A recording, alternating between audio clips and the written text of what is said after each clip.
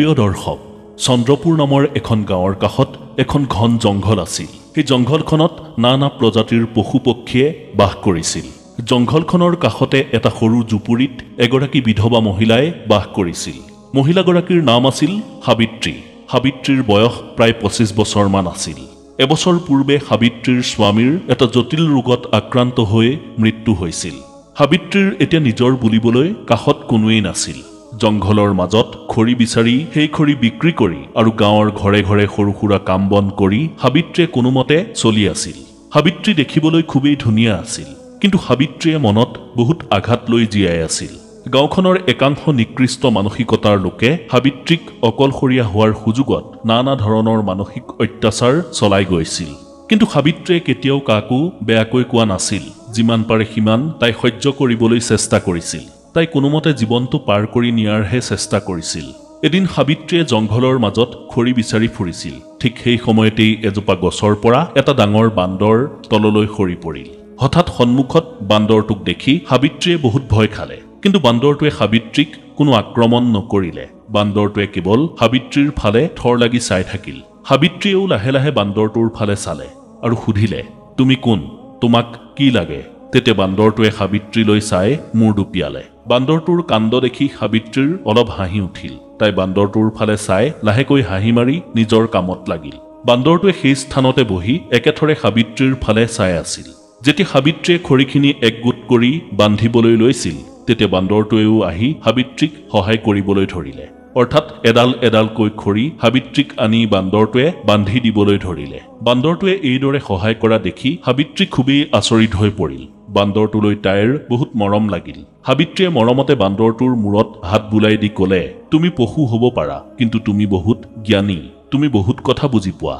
এই বুলি কৈ খৰিখিনি লৈ সাবিত্ৰী ঘৰলৈ গুচি গ'ল। সেইদিন ধৰি সাবিত্ৰীয়ে যেতিয়াই জংঘলৰ মাজত খৰি বিচাৰিবলৈ গৈছিল, তেতিয়াই সেই বান্দৰটোৱে তাইৰ কাষলৈ আহি তাইক সহায় কৰি দিবলৈ ধৰিলে। লগতে বান্দৰটোৱে জংঘলৰ মাজৰ পৰা নানা ধৰণৰ ফল মূল আনি সাবিত্ৰীক খাবলৈও দিছিল। লাহে লাহে বান্দৰটোৱে সাবিত্ৰী থকা জুপুৰিটোৰ কাষলৈও আহিবলৈ ল'লে আৰু দিনৰ দিনটো সাবিত্ৰীৰ জুপুৰি ঘৰটোৰ ওচৰতে থাকি কাম বনত সহায় কৰাৰ লগতে খেলা ধূলা কৰি সময় পাৰ কৰিবলৈ ল'লে। সেই বান্দৰটোক জংঘলত লগ পোৱাৰ দিনটোৰ পৰাই যেন সাবিত্ৰীৰ জীৱনলৈ নতুন ৰং উভতি আহিছিল। তাই ইমান দিনে যি নিসংগতা অনুভৱ কৰিছিল, সেয়া যেন ক্ৰমাৎ দূৰ হৈ পৰিছিল। সদায় উদাস হৈ থকা সাবিত্ৰীৰ মুখত সেই বান্দৰটোৱে হাঁহি বিৰিঙাইছিল। লাহে লাহে সাবিত্ৰী আৰু বান্দৰটোৰ মাজত এক বুজাব নোৱাৰা সম্পৰ্ক গঢ়ি উঠিল। সাবিত্ৰীয়ে যেতিয়াই অকলে বহি কিবা কিবি চিন্তা কৰি আছিল, তেতিয়া সেই বান্দৰটোৱে তাইক হহুৱাবলৈ চেষ্টা কৰিছিল। যেতিয়াই তাই উদাস মনে বহি আছিল, তেতিয়া বান্দৰটোৱে আহি তাইৰ কান্ধত মূৰ থৈ লাহেকৈ বহিছিলহি। সাবিত্ৰীয়েও এতিয়া বান্দৰটোক পৰিয়ালৰ এজন সদস্য বুলি ভাবি লৈছিল। এবাৰ নিশা জোনাক ভৰা আকাশৰ ফালে চাই সাবিত্ৰীয়ে ঘৰৰ বাৰান্দাতে বহি আছিল। বান্দৰটোৱে সাবিত্ৰীৰ ঘৰৰ কাষৰে এজোপা গছত বহি সাবিত্ৰীৰ ফালে চাই আছিল। সাবিত্ৰীয়ে এটা মিচিকীয়া হাঁহি মাৰি বান্দৰটোক সুধিলে, তুমি মোৰ লগত এইদৰেই সদায় থাকিবানে? তেতিয়া বান্দৰটোৱে গছজোপাৰ পৰা নামি আহি সাবিত্ৰীৰ কাষত বহি ল'লে। সাবিত্ৰীয়ে বান্দৰটোক তাইৰ কোলাত তুলি ল'লে আৰু মৰমেৰে বান্দৰটোৰ মূৰত হাত বুলাবলৈ ধৰিলে। সেই নিশা প্ৰথমবাৰৰ বাবে সাবিত্ৰীয়ে অকলশৰীয়া অনুভৱ কৰা নাছিল। তাই বহুত সুখী হৈছিল। সময় বাগৰাৰ লগে লগে সাবিত্ৰী আৰু বান্দৰটোৰ মাজৰ সম্পৰ্ক আৰু বেছি গভীৰ হৈ পৰিল। এদিন সাবিত্ৰীৰ গা বহুত বেয়া হৈছিল। প্ৰচণ্ড জ্বৰত সাবিত্ৰীয়ে জুপুৰি ঘৰটোতে পৰি আছিল। সাবিত্ৰীৰ অৱস্থাটো দেখি বান্দৰটো বহুত চিন্তাত পৰিল। বান্দৰটোৱে সাবিত্ৰীৰ বেমাৰ ঠিক কৰিবলৈ জংঘলৰ পৰা নানা ধৰণৰ ফল মূল আনি সাবিত্ৰীক খাবলৈ দিছিল। সাবিত্ৰীয়ে চকু মেলি লাহেকৈ বান্দৰটোক কৈছিল, তুমি মোক লৈ কিয় ইমান চিন্তা কৰা? বান্দৰটোৱে দুখমনে সাবিত্ৰীৰ ফালে চাই আছিল। বান্দৰটোৰ দুচকুত সাবিত্ৰীয়ে এক গভীৰ আত্মীয়তা দেখা পাইছিল। তাইৰ প্ৰতি থকা মৰম ভালপোৱা দেখিছিল, যি মৰম ভালপোৱা শব্দৰে প্ৰকাশ কৰিব নোৱাৰি। তাৰ পিছত সাবিত্ৰীয়ে লাহেকৈ বান্দৰটোৰ গাত হাতখন থৈ শুই গ'ল। সাবিত্ৰীৰ গভীৰ টোপনি গৈছিল, কিন্তু বান্দৰটোৱে গোটেই নিশা সাবিত্ৰীৰ কাষতে বহি থাকিল। কেইদিনমানৰ পিছত সাবিত্ৰী সুস্থ হৈ উঠিল। আজিকালি সাবিত্ৰীয়ে বান্দৰটোক নেদেখাকৈ এক মুহূৰ্তও থাকিব নোৱাৰা হৈছিল। একে অৱস্থা বান্দৰটোৰো হৈছিল। সাবিত্ৰীয়ে লাহে লাহে ভাবিবলৈ ধৰিলে যে সেই বান্দৰটো কোনো সাধাৰণ প্ৰাণী নহয়। বান্দৰটোৰ আত্মিক স্পৰ্শত তাই এই অনুভৱ কৰিছিল, কোনো পুৰণা আত্মাই যেন পশুৰ ৰূপত পুনৰ তাইৰ জীৱনলৈ ঘূৰি আহিছে। এবাৰ নিশা মুষলধাৰ বৰষুণ দি আছিল। সাবিত্ৰীয়ে বান্দৰটোৰ সৈতে জুপুৰিটোতে বহি আছিল। বিজুলী ঢেৰেকনিৰ পোহৰত সাবিত্ৰীয়ে সেই বান্দৰটোৰ দুচকুত গভীৰ আৰু চমৎকাৰ কিবা এটা দেখা পাইছিল। সাবিত্ৰীয়ে বান্দৰটোৰ মূৰত হাত থৈ ক'লে, তুমি মোৰ লগত সদায় থাকিবা, মোক এৰি থৈ কলৈকো নাযাবা। সাবিত্ৰীৰ কথা শুনি বান্দৰটোৱে সাবিত্ৰীৰ কোলাত মূৰটো থৈ দিলে। সাবিত্ৰী বহুত আৱেগিক হৈ পৰিল। তাইৰ দুগালেৰে দুধাৰি চকুলো বৈ আহিল। সাবিত্ৰীয়ে অনুভৱ কৰিব পাৰিছিল যে তাইৰ জীৱনত যি দুখ আছিল, যি নিসংগতা আছিল, সেইখিনি এতিয়া নোহোৱা হৈ পৰিছে। সেইদিনা তাই বান্দৰটোক জোৰকৈ সাৱটি ধৰিছিল আৰু তাই প্ৰথমবাৰলৈ এক আচৰিত আত্মীয়তা অনুভৱ কৰিছিল। সময় বাগৰাৰ লগে লগে সাবিত্ৰীয়ে তাইৰ শৰীৰত এক অদ্ভুত পৰিৱৰ্তন দেখা পাইছিল। আগতকৈ তাইৰ ভোক বাঢ়িছিল, প্ৰায়ে বমি বমি ভাৱ হৈছিল। লাহে লাহে সাবিত্ৰীৰ শৰীৰটো আৰু পৰিৱৰ্তন হৈ গৈ আছিল। সাবিত্ৰীয়ে গাঁৱৰ দুই এগৰাকী মহিলাৰ পৰা পৰামৰ্শ লৈছিল। তেতিয়া গাঁৱৰ মহিলাই তাইক গৰ্ভৱতী হোৱা বুলি জনালে। এই কথা শুনি সাবিত্ৰী অবাক হৈ পৰিল। সাবিত্ৰীক গাঁৱৰ মহিলাই প্ৰশ্ন কৰিলে, তোমাৰতো স্বামী নাই, তুমি কেনেকৈ গৰ্ভৱতী হলা? কাৰোবাৰ লগত তোমাৰ কিবা অবৈধ সম্পৰ্ক চলি আছে নেকি? সাবিত্ৰীয়ে কান্দি কান্দি ক'লে, মোক বিশ্বাস কৰক, কাৰো লগত মই কোনো সম্পৰ্ক ৰক্ষা কৰা নাই। মোৰ লগত এয়া কিয় আৰু কেনেকৈ হৈছে মই নিজেই নাজানো। সাবিত্ৰীৰ কথা শুনি গাঁৱৰ মহিলাসকলো খুবেই আচৰিত হৈছিল। এয়া কেনেকৈ সম্ভৱ সেই কথা কোনেও ভাবি পোৱা নাছিল। তাৰ পিছত সাবিত্ৰীৰ মনত পৰিল, যিদিনা মুষলধাৰ বৰষুণ দিছিল, বিজুলী ঢেৰেকনি মাৰিছিল, সেইদিনা তাই বান্দৰটোক তাইৰ কাষতে শুৱাই লৈছিল আৰু তাই সেইদিনা মনত এক বিচিত্ৰ শান্তি আৰু আত্মীয়তা অনুভৱ কৰিছিল। তাই ভাবিলে, মই গৰ্ভৱতী হোৱাৰ কাৰণ বাৰু সেই বান্দৰটোৱেই নেকি? এইদৰে ভাবি তাই বহুত ভয় খালে আৰু তাই বহুত চিন্তাতো পৰিল। সাবিত্ৰীয়ে আগৰ দৰেই সদায় বান্দৰটোক চাইছিল বা বান্দৰটোৰ লগত আছিল যদিও তাইৰ মনত আজিকালি ভয় আৰু সংকোচ সৃষ্টি হৈছিল। বান্দৰটোৱে আগৰ দৰেই সাবিত্ৰীৰ আশে পাশে ঘূৰি ফুৰিছিল, তাইক সহায় কৰিছিল। কিন্তু সাবিত্ৰীৰ মনত এতিয়া বিভিন্ন প্ৰশ্নই ক্ৰিয়া কৰি আছিল। তাই ভাবিছিল যে বান্দৰটোৰ লগত মোৰ এয়া কি প্ৰেম আছিল নেকি? নে এয়া মোৰ জীৱনত কিবা চমৎকাৰ হ'বলৈ গৈ আছে? নে মই কিবা পাপৰ শাস্তি ভোগ কৰিবলৈ গৈ আছো? সাবিত্ৰীয়ে আৰু ভাবিছিল, এই বান্দৰটো সঁচাই এটা সাধাৰণ প্ৰাণী নে বান্দৰৰ ৰূপত এইজন কোনোবা দেৱতা? এনে অজস্ৰ প্ৰশ্নই সাবিত্ৰীক অস্থিৰ কৰি তুলিছিল। কিন্তু তাইৰ ওচৰত কোনো এটা প্ৰশ্নৰো সঠিক উত্তৰ নাছিল। সাবিত্ৰী এতিয়া সাংঘাতিক সমস্যাৰ মাজত সোমাই পৰিছিল। বিধৱা হৈ সন্তান প্ৰসৱ কৰাটো কোনো সাধাৰণ কথা নাছিল। গাঁওখনত লাহে লাহে এই খবৰ বিয়পিবলৈ ধৰিছিল যে সাবিত্ৰী গৰ্ভৱতী হৈছে। গাঁৱৰ পুৰুষ মহিলাই সাবিত্ৰী সন্দৰ্ভত নানা ধৰণৰ কথা উলিয়াবলৈ আৰম্ভ কৰি দিলে। গাঁৱৰ চৌদিশে এতিয়া কেৱল সাবিত্ৰী গৰ্ভৱতী হোৱাৰ কথাটোৱেই আলোচনা হৈ আছিল। গাঁৱৰ মানুহে নানা কথা উলিয়ালেও সাবিত্ৰীয়ে জানিছিল যে তাই কোনো পুৰুষৰ সৈতে শাৰীৰিক সম্পৰ্ক স্থাপন কৰা নাছিল। কিন্তু কাৰো লগত শাৰীৰিক সম্পৰ্ক স্থাপন নকৰাকৈ কেনেকৈ গৰ্ভৱতী হল, সেই কথাই সাবিত্ৰীক খুলি খুলি খাইছিল। সাবিত্ৰীৰ মনলৈ বাৰে বাৰে সেই মুষলধাৰ বৰষুণৰ নিশাটোৰ কথাবোৰ আহিবলৈ লৈছিল। যেতিয়া বৰষুণ বিজুলী ঢেৰেকনিৰ মাজত তাই সেই বান্দৰটোক কোলাত লৈ শুই আছিল, সেই নিশাটোৰ পিছৰে পৰাই তাইৰ শৰীৰত এই অস্বাভাৱিক পৰিৱৰ্তন আৰম্ভ হৈছিল। এদিন সাবিত্ৰীয়ে এইবোৰ কথাকে ভাবি জুপুৰি ঘৰটোৰ বাৰান্দাত বহি আছিল আৰু বান্দৰটোৱে এজোপা গছত বহি সাবিত্ৰীৰ ফালে চাই আছিল। সাবিত্ৰীয়ে বান্দৰটোৰ ফালে চালে আৰু ক'লে, মোৰ লগত কি হৈ আছে তুমি জানানে? বান্দৰটোৱে আচৰিত হৈ সাবিত্ৰীৰ ফালে চালে। সাবিত্ৰীয়ে সেইদিনাও বান্দৰটোৰ দুচকুত গভীৰ আৰু চমৎকাৰ কিবা এটা দেখা পাইছিল।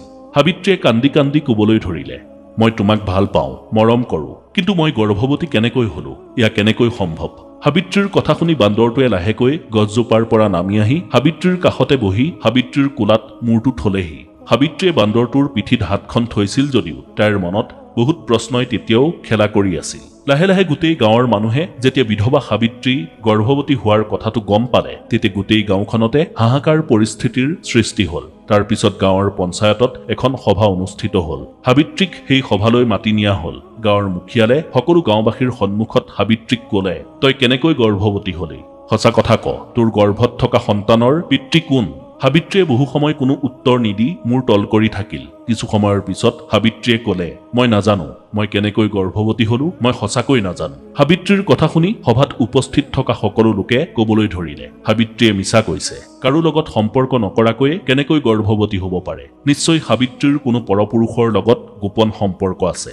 এই কথা শুনি সাবিত্ৰীৰ বহুত খং উঠিল। তাই সাহস গোটাই চিঞৰি চিঞৰি ক'বলৈ ধৰিলে, মোৰ কাৰো লগত কোনো অবৈধ সম্পৰ্ক নাই, মই ইমান চৰিত্ৰহীন নহয়, মোৰ জীৱনত এতিয়া কোনো পুৰুষ নাই, কিন্তু এটা বান্দৰৰ সৈতে মোৰ ভাল সম্পৰ্ক আছে। সেই বান্দৰটো সদায় মোৰ লগতেই থাকে, মোক কাম বনত সহায় কৰি দিয়ে। এতিয়া মোৰ একমাত্ৰ সাৰথি সেই বান্দৰটোৱেই।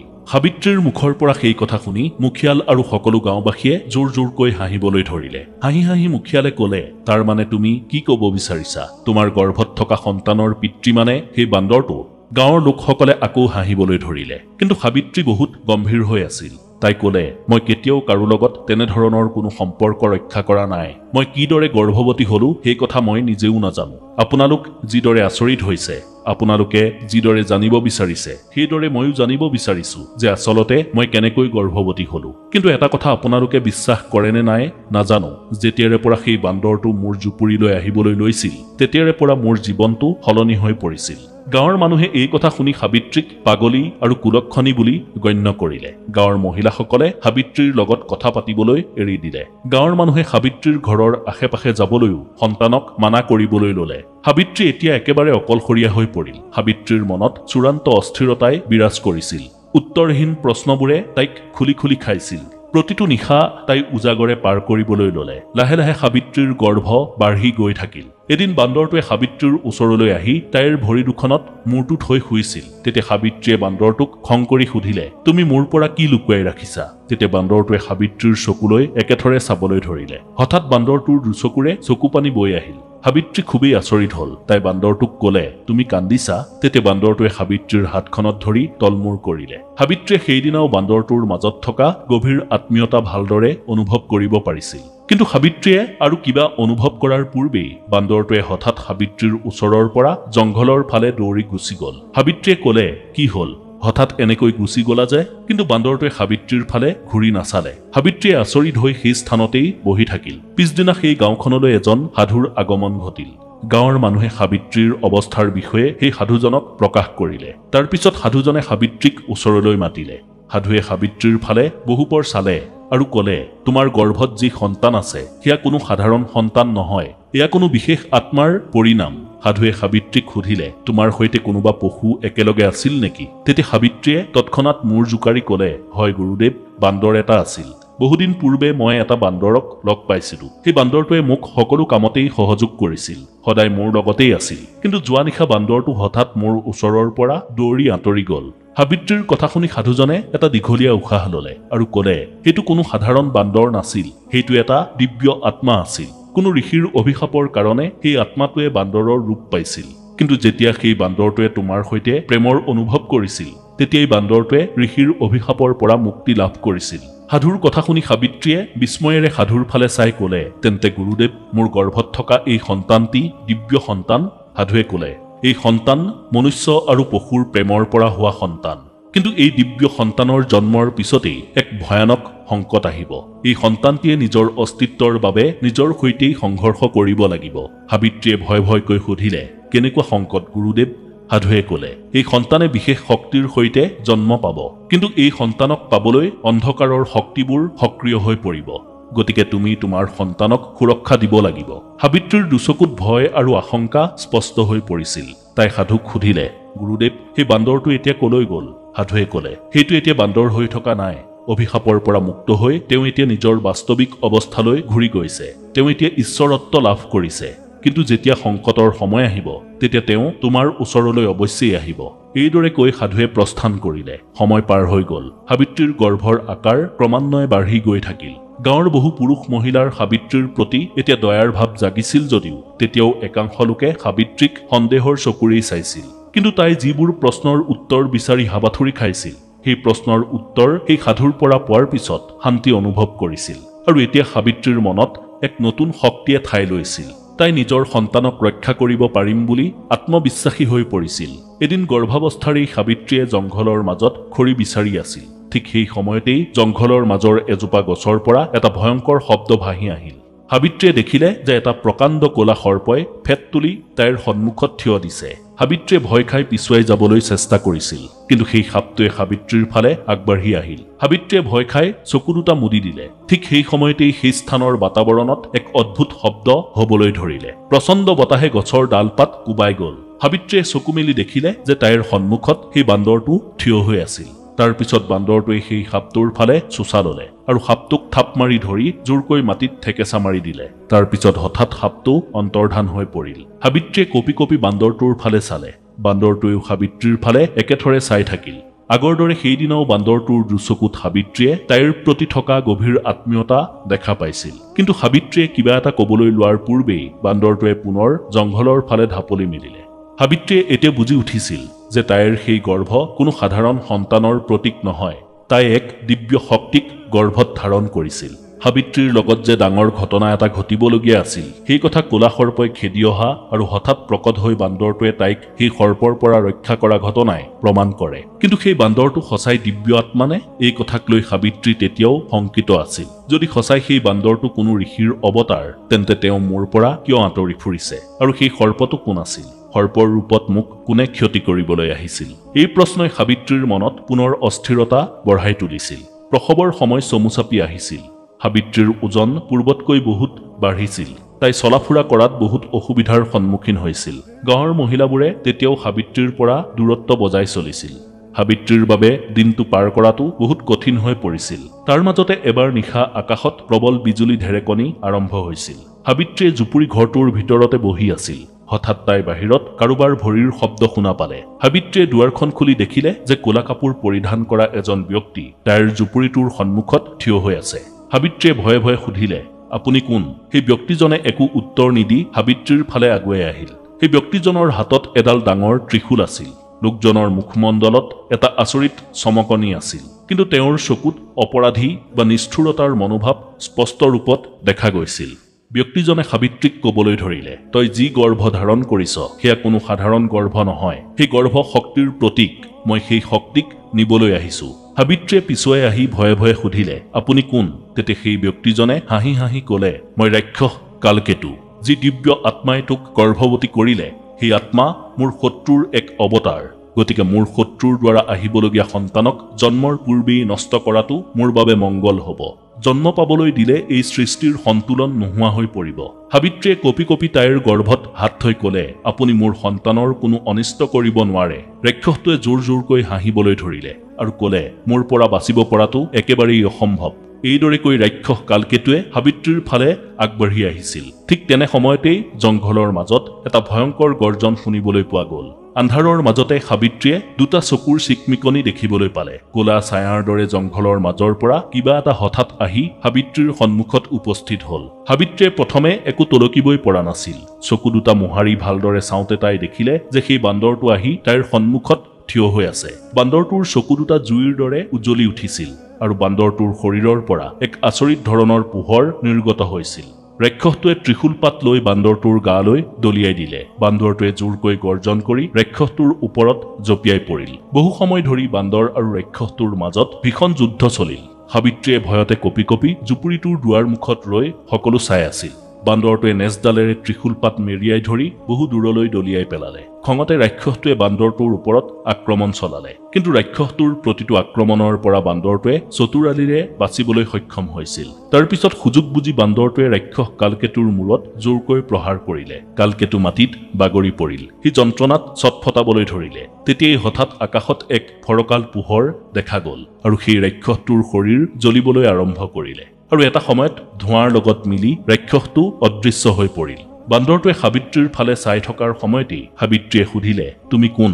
মোক তোমাৰ আচল পৰিচয় লাগে। বান্দৰটোৱে লাহেকৈ সাবিত্ৰীৰ ওচৰলৈ আহিল আৰু সেই মুহূৰ্তত তাত এক উজ্জ্বল পোহৰে আৱৰি ধৰিলে। সেই বান্দৰটো এজন সুন্দৰ যুৱকলৈ পৰিৱৰ্তন হৈ পৰিল। সাবিত্ৰী অবাক হৈ পৰিল। সাবিত্ৰীৰ সন্মুখত থকা সেই সুন্দৰ তথা দিব্য যুৱকজনৰ দুচকুত প্ৰেম আৰু কৰুণাৰ ভাৱনা দেখা গৈছিল। দিব্য যুৱকজনে সাবিত্ৰীক ক'বলৈ ধৰিলে, মই কোনো সাধাৰণ বান্দৰ নহয়। সাবিত্ৰী, মই ঋষি অত্ৰিৰ পুত্ৰ। মোৰ ওপৰত অভিশাপ আছে যে মই যেতিয়ালৈকে এগৰাকী স্ত্ৰীক প্ৰেমৰ পৰীক্ষা দিব নোৱাৰিম, তেতিয়ালৈকে মই পশুৰ দৰেই জীৱন কটাব লাগিব। সাবিত্ৰীয়ে আচৰিত হৈ সুধিলে, তেন্তে তুমি মোক কিয় ভাল পাইছিলা? তেতিয়া যুৱকজনে ক'লে, কাৰণ তোমাৰ প্ৰেম পবিত্ৰ আৰু নিস্বাৰ্থ আছিল। তুমি মোক কোনো লালসা অবিহনে ভাল পাইছিলা। সেইকাৰণেই মোৰ অভিশাপ এতিয়া সমাপ্ত হৈছে। কিন্তু এতিয়া আন এক পৰীক্ষা সন্মুখত আছে। সাবিত্ৰীয়ে আচৰিত হৈ সুধিলে, কেনেকুৱা পৰীক্ষা? যুৱকজনে ক'লে, তোমাৰ গৰ্ভত থকা সন্তানটি কোনো সাধাৰণ সন্তান নহয়। সেই সন্তান সৃষ্টিৰ সন্তুলনৰ প্ৰতীক হ'ব। কিন্তু ৰাক্ষস কালকেতুৰ শক্তি এতিয়াও সক্ৰিয় হৈ আছে। সেই শক্তিয়ে তোমাৰ সন্তানক জন্ম হোৱাত বাধা দিবলৈ চেষ্টা কৰিব। তুমি সেই শক্তিৰ পৰা সন্তানটিক বচাব লাগিব। সাবিত্ৰীয়ে দিব্য যুৱকজনৰ হাত দুখনত ধৰি ক'লে, তেন্তে তুমি ইমানখিনি কথা জনাৰ পিছতো মোক অকলে কিয় এৰি দিছিলা? যুৱকজনে ক'লে, মই তোমাক এইবাবেই এৰি দিছিলোঁ যাতে তোমাৰ প্ৰেম সঁচা প্ৰমাণিত হয়। মোৰ অবিহনে তুমি তোমাৰ সন্তানক ৰক্ষা কৰিব পাৰা নে নোৱাৰা মই চাব বিচাৰিছিলোঁ, আৰু তুমি সেয়া প্ৰমাণ কৰি দেখুৱালা। তুমি মোৰ সঁচা সংগিনী। যুৱকজনৰ কথা শুনি সাবিত্ৰীৰ দুচকুৰে চকুলো নিগৰি আহিল। তাই যুৱকজনক সাৱটি ধৰি ক'লে, মই তোমাক মোৰ কাষৰ পৰা দূৰলৈ যাবলৈ দিব নোৱাৰো। তুমি এতিয়া মোৰ লগতেই থাকিব লাগিব। তেতিয়া যুৱকজনে ক'লে, সাবিত্ৰী, মই আৰু তোমাক কেতিয়াও এৰি নাযাওঁ, কিন্তু তোমাৰ গৰ্ভ ৰক্ষাৰ বাবে মই এবাৰ পুনৰ মোৰ সেই দিব্য শৰীৰ ধাৰণ কৰিব লাগিব। যেতিয়া তোমাৰ আৰু তোমাৰ গৰ্ভৰ প্ৰতি কিবা সংকট আহিব, মই তেতিয়া উভতি আহিম। সাবিত্ৰীয়ে ক'লে, তুমি যদি মোক এৰি থৈ গুচি যোৱা, মই অকলে কেনেকৈ থাকিম? তেতিয়া যুৱকজনে সাবিত্ৰীৰ হাত দুখনত ধৰি ক'লে, তোমাৰ মনৰ মাজত যি শক্তি আছে, সেই শক্তিয়েই তোমাক প্ৰতি ক্ষেত্ৰতে ৰক্ষা কৰিব। তুমি মোক নেদেখিব পাৰা, কিন্তু মই তোমাক সদায় ৰক্ষা কৰি যাম, সদায় তোমাৰ কাষত থাকিম। তাৰ পিছত যুৱকজনে সাবিত্ৰীৰ হাতখন আঁতৰাই দিলে, আৰু সেই মুহূৰ্ততে পুনৰ এক পোহৰে সেই স্থান আৱৰি ধৰিলে। যুৱকজন পুনৰ বান্দৰৰ শৰীৰলৈ পৰিৱৰ্তন হৈ পৰিল। তাৰ পিছত সেই বান্দৰটোৱে অন্তিমবাৰৰ বাবে সাবিত্ৰীৰ ফালে প্ৰেমৰ দৃষ্টিৰে চাই জংঘলৰ ফালে গতি কৰিলে। সাবিত্ৰীয়ে আচৰিত হৈ বান্দৰটোৰ ফালে চাই থাকিল। তাইৰ মনত ভয় আৰু প্ৰেমৰ সংমিশ্ৰণ হৈছিল। তাই বুজি পাইছিল যে তাইৰ গৰ্ভত যি সন্তানে থিতাপি লৈছে, সেই সন্তান কেৱল তাইৰ ভাগ্যতেই নাছিল, সেই সন্তান সৃষ্টিৰ অনাগত ভৱিষ্যতৰ ৰক্ষকো আছিল। সাবিত্ৰীৰ প্ৰসৱৰ দিন চমু চাপি আহিল। তাই প্ৰসৱ যন্ত্ৰণা অনুভৱ কৰিছিল, কিন্তু গাঁৱৰ মানুহে তেতিয়াও তাইক শংকাৰ চকুৰেই চাই আছিল। কিন্তু সাবিত্ৰীৰ মনত কোনো ভয় নাছিল। তাই বিশ্বাস কৰিছিল যে তাইৰ সন্তানে এক দিব্য উদ্দেশ্যৰে এই সংসাৰত জন্ম লাভ কৰিব। এবাৰ নিশা সাবিত্ৰীয়ে সপোনত দেখিলে যে এটা প্ৰকাণ্ড গুহাৰ ভিতৰত এটা ভয়ংকৰ কালসৰ্পই তাইৰ সন্তানটিক গিলিবলৈ চেষ্টা কৰি আছে, আৰু তেতিয়াই এটা উজ্জ্বল পোহৰৰ মাজেৰে সেই বান্দৰটোৱে প্ৰকট হৈ সেই কালসৰ্পৰ ওপৰত আক্ৰমণ চলাইছে, আৰু বান্দৰটোৰ আক্ৰমণৰ পৰা বাচিবলৈ সেই কালসৰ্পই তাৰ পৰা পলায়ন কৰিছে। সাবিত্ৰীয়ে সেই বান্দৰটোৰ ফালে চালে, আৰু বান্দৰটো পুনৰ এজন দিব্য যুৱক হৈ ধৰা দিলে। যুৱকজনে সাবিত্ৰীক ক'লে যে এতিয়া সঠিক সময় আহিছে, তুমি এতিয়া তোমাৰ ভাগ্যৰ সৈতে মুখামুখি হ'ব লাগিব। এই কথা শুনাৰ লগে লগে সাবিত্ৰীয়ে টোপনিৰ পৰা সাৰ পালে। সপোনত দেখা সেই দৃশ্যবোৰ মনত পেলাই তাইৰ বুকুখন ধপধপাবলৈ ধৰিলে। সাবিত্ৰীয়ে লাহেকৈ তাইৰ পেটত হাতখন থলে, আৰু তাই অনুভৱ কৰিলে যে তাইৰ প্ৰসৱৰ সময় সমাগত হৈছে। পিছদিনা ৰাতিপুৱা গোটেই গাঁওখনত এক অস্বাভাৱিক পৰিৱৰ্তন দেখিবলৈ পোৱা গ'ল। হঠাৎ আকাশখনক অন্ধকাৰে আৱৰি ধৰিলে। প্ৰচণ্ড বতাহে গছবনবোৰক জোৰকৈ কোবাবলৈ ধৰিলে। চৰাই চিৰিকটিয়ে ভয়তে ইফালৰ পৰা সিফাললৈ উৰিবলৈ ধৰিলে। গাঁৱৰ সকলো মানুহে দুৱাৰ বন্ধ কৰি ভয়তে ঘৰৰ ভিতৰলৈ সোমালে। সাবিত্ৰীয়ে জুপুৰিৰ পৰা বাহিৰলৈ ওলাই আহি দেখিলে যে গাঁৱৰ বাহিৰত এটা ক'লা আকৃতিৰ ৰাক্ষস থিয় হৈ আছে। সেইটো যে কালকেতু নামৰ সেই ৰাক্ষসটোৱেই আছিল, সেই কথা সাবিত্ৰীয়ে বুজি পাইছিল। কালকেতুৰ চকুকেইটাত ক্ৰোধৰ অগ্নি জ্বলি আছিল। ভয়ংকৰ গৰ্জন কৰি কালকেতুৱে ক'লে, মই আকৌ আহিছো। তোৰ গৰ্ভত থকা সন্তানক মই জন্ম হ'বলৈ নিদিওঁ। মনত সাহস গোটাই সাবিত্ৰীয়ে চিঞৰি চিঞৰি ক'লে, তই মোৰ সন্তানক একো কৰিব নোৱাৰ। ৰাক্ষসটোৱে জোৰকৈ হাঁহিবলৈ ধৰিলে আৰু ক'লে, তই অকলে কি কৰিব পাৰিবি? মই স্বয়ং অন্ধকাৰৰ স্বামী। তোৰ অন্ত হোৱাটো আজি নিশ্চিত। সাবিত্ৰীয়ে তাইৰ গৰ্ভত হাতখন থৈ ক'লে, মই অকলে আছো বুলি কোনে ক'লে? স্বয়ং ঈশ্বৰে মোৰ গৰ্ভ ৰক্ষা কৰি আছে। তই যিমানেই চেষ্টা নকৰ কিয়, মোৰ সন্তানক তই কোনো ধৰণৰ ক্ষতি কৰিব নোৱাৰিবি। এই কথা শুনি ৰাক্ষস কালকেতুৱে ত্ৰিশূল পাত লৈ সাবিত্ৰীৰ গালৈ নিক্ষেপ কৰিলে। সাবিত্ৰীয়ে আগৰবাৰৰ দৰেই চকু দুটা মুদি দিলে, আৰু হঠাৎ সেই স্থানত এক ভয়ংকৰ গৰ্জন শুনিবলৈ পোৱা গ'ল। চকু মেলি সাবিত্ৰীয়ে দেখিলে যে সেই বান্দৰটো তাইৰ সন্মুখত থিয় হৈ আছে, আৰু বান্দৰটোৱে থাপ মাৰি ধৰি ত্ৰিশূল পাত উভতাই ৰাক্ষসটোৰ গালৈ দলিয়াই দিলে। নিজৰ এই ত্ৰিশূলে ৰাক্ষসটোৰ বুকু ভেদ কৰি নিলে। কিন্তু কালকেতুৱে নিজৰ সমস্ত শক্তিৰে বুকুৰ পৰা ত্ৰিশূল পাত উলিয়াই আনিলে, আৰু ৰাক্ষসটোৱে বান্দৰটোৰ ওপৰত আক্ৰমণ কৰিবলৈ উদ্যত হ'ল। তেতিয়াই বান্দৰটোৱে এটা শক্তিশালী গৰ্জন কৰি আকাশৰ ফালে চালে, আৰু আকাশত এক অদ্ভুত ধৰণৰ পোহৰে চানি ধৰিলে। সেই পোহৰে আহি বান্দৰটোৰ শৰীৰত প্ৰৱেশ কৰিলে। তাৰ পিছত সেই বান্দৰটোৰ শৰীৰত এটা মুকুট প্ৰকট হ'ল। বান্দৰটোৱে ৰাক্ষস কালকেতুক ক'লে, তোৰ অন্ত হোৱাটো আজি নিশ্চিত। আজিৰ পৰা তোৰ এই সৃষ্টিত কোনো স্থান নাই। কালকেতুৱে প্ৰচণ্ড ক্ৰোধেৰে ক'লে, তই মোক পৰাজিত কৰিব নোৱাৰ। তাৰ পিছত বান্দৰটো ৰাক্ষসটোৰ ওপৰত জঁপিয়াই পৰিল। কালকেতু আৰু বান্দৰটোৰ মাজত তুমুল যুদ্ধ আৰম্ভ হ'ল। বান্দৰটোৱে সুযোগ বুজি কালকেতুৰ মূৰত প্ৰচণ্ডভাৱে প্ৰহাৰ কৰিলে। কালকেতুৱে জোৰকৈ চিঞৰিবলৈ ধৰিলে, আৰু তাৰ শৰীৰ ক্ৰমাৎ জ্বলিবলৈ আৰম্ভ কৰিলে। তাৰ কিছু সময়ৰ পিছতেই আকাশৰ পৰা দিব্য এপাত বজ্ৰ আহি কালকেতুৰ গাত পৰিলহি, আৰু মুহূৰ্ততে ৰাক্ষস কালকেতু ভস্ম হৈ পৰিল। তাৰ পিছত সাবিত্ৰীয়ে দেখিলে যে সেই বান্দৰটো লাহে লাহে তাইৰ ফালে আহি আছে। বান্দৰটোৰ দুচকুত প্ৰেম আৰু শান্তিৰ ভাৱ সাবিত্ৰীয়ে দেখা পাইছিল। বান্দৰটোৱে সাবিত্ৰীক ক'লে, এতিয়া তুমি তোমাৰ ভাগ্যৰ সৈতে মুখামুখি হ'ব লাগিব। এইদৰে কোৱাৰ লগে লগে সাবিত্ৰীয়ে সাংঘাতিক যন্ত্ৰণা অনুভৱ কৰিবলৈ ধৰিলে। যন্ত্ৰণা সহিব নোৱাৰি সাবিত্ৰীয়ে মাটিতে বহি দিলে। তেতিয়া বান্দৰটোৱে লাহেকৈ সাবিত্ৰীৰ মূৰত হাতখন থলে। সাবিত্ৰীৰ এনেকুৱা লাগিছিল যেন কিবা দিব্য শক্তিয়ে তাইৰ শৰীৰত প্ৰৱেশ কৰিছে। লাহে লাহে এটা সুন্দৰ পোহৰে সাবিত্ৰীক চাৰিওফালৰ পৰা ঘেৰি ধৰিলে আৰু তাৰ কিছু সময়ৰ পিছতেই এটি শিশুৰ কান্দোন শুনিবলৈ পোৱা গ'ল। সাবিত্ৰীয়ে দেখিলে যে তাইৰ কোলাত এটি কেঁচুৱা আছে। সেই শিশুটিৰ কপালত এটা দিব্য চিহ্ন আছিল। বান্দৰটোৱে সেই বালকৰ ফালে চাই ক'লে, এই সন্তান মানৱ আৰু দেৱত্বৰ মিলনৰ প্ৰতীক। এই সন্তানে আহি থকা সময়ত সত্য আৰু ধৰ্মক প্ৰতিষ্ঠা কৰিব। এই সন্তানক ৰক্ষা কৰাটো তোমাৰ কৰ্তব্য। সাবিত্ৰীয়ে আলফুলে সেই সন্তানক বুকুৰ মাজত সাৱটি ধৰিলে আৰু ক'লে, মই অৱশ্যেই মোৰ সন্তানক ৰক্ষা কৰিম। বান্দৰটোৱে এটা হাঁহি মাৰি ক'লে, সাবিত্ৰী, এতিয়া মোৰ কাৰ্য সম্পন্ন হৈছে। সাবিত্ৰীয়ে ক'লে, এতিয়া তুমি মোক এৰি থৈ নাযাবা। মই তোমাৰ অবিহনে কেনেকৈ থাকিম? বান্দৰটোৱে ক'লে, সাবিত্ৰী, মই এতিয়া মোৰ বাস্তৱিক অৱস্থালৈ ঘূৰি যাবই লাগিব। কিন্তু যেতিয়াই তোমাৰ মোক প্ৰয়োজন হ'ব, তেতিয়া মই অৱশ্যেই তোমাৰ কাষলৈ আহিম। সাবিত্ৰীৰ দুচকুৰে চকুলো নিগৰি আহিল। কান্দি কান্দি সাবিত্ৰীয়ে ক'লে, এতিয়াতো মোক সঁচা কথা কোৱা, আচলতে তুমি কোন? বান্দৰটোৱে ক'লে, মই তোমাক আগতেও কৈছো, এতিয়াও কওঁ, সঁচাই মই ঋষি অত্ৰিৰ পুত্ৰ।